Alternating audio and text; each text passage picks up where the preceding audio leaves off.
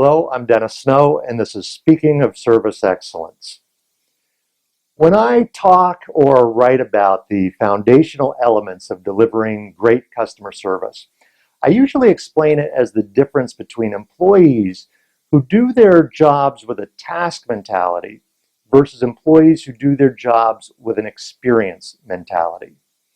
And I stress this topic so heavily because I think it's at the heart of what separates great service providers from the rest of the pack.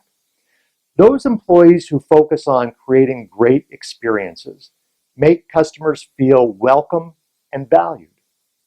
Those who focus merely on completing tasks make customers feel processed and tolerated. The word that bridges the gap between a task mentality and an experience mentality is presence.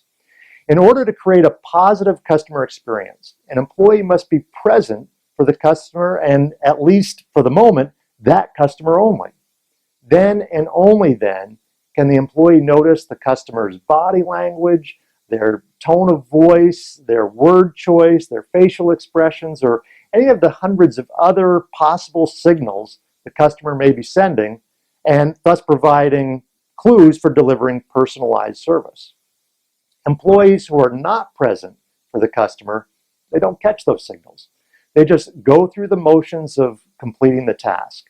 They're thinking about the next customer or the previous customer. They're thinking about their spouse or their paperwork or their supervisor. Anything but the customer they're dealing with at that moment. And here's the thing, the customer perceives that employee's attitude as one of not caring. Not long ago, my family was having dinner at a very nice restaurant, and the food was great, and so was the restaurant's atmosphere. But our server was clearly more focused on completing his tasks instead of creating a memorable experience for his guests. He would look at one of his other tables as he served us. He would whisk by without comment as he dropped off or picked up our bread basket.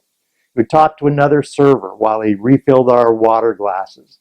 And he headed to the kitchen as he wordlessly set our check down on the table. So as I watched this server's performance, the word presence popped into my mind. That's what was missing. He wasn't present for his guests. Now, he certainly performed his tasks efficiently. He was prompt, and he delivered the correct food, and the food really was terrific. But for the prices that we were paying, we deserved more. We deserved his full attention for those relatively few moments that he was actually interacting with us. And it wouldn't have really taken much for him to have created a very different impression. A smile while filling our water glasses, a comment on our meal selection as we ordered, eye contact as he set down the bread basket. Any of these little gestures would have taken no additional time, but would have made a world of difference in our experience. Now look around. Our interactions with most service providers out there lean toward that task or transactional side of the performance continuum. There's usually no feeling of true connections, and most of us feel simply processed through their system. And of course, we feel no loyalty toward organizations that make us feel processed, and that's an important point. I mentioned my restaurant experience to a participant attending one of my presentations, and he asked me a good question. He said, would that experience keep me from returning to that restaurant? And I had to admit that it probably wouldn't keep me from returning.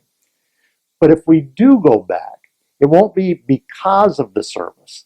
It will be in spite of the service. And that's a very important distinction.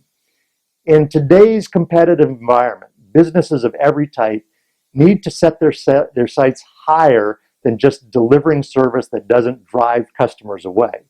All of our businesses need to focus on giving our customers excellent reasons to definitely come back and to sing our praises to friends, families, and colleagues, and so forth. If we want loyal customers who love us, we have to be present. So here are a couple of questions for you. In your industry or in your job, what specific behaviors demonstrate being present for your customers? The next question, of course, is, Are you and your organization demonstrating those behaviors with every customer? If your answer is no or not really, you know what you need to do to be present. And if you do it very well, your customers will love you for it. I hope that you found the ideas in this video to be beneficial.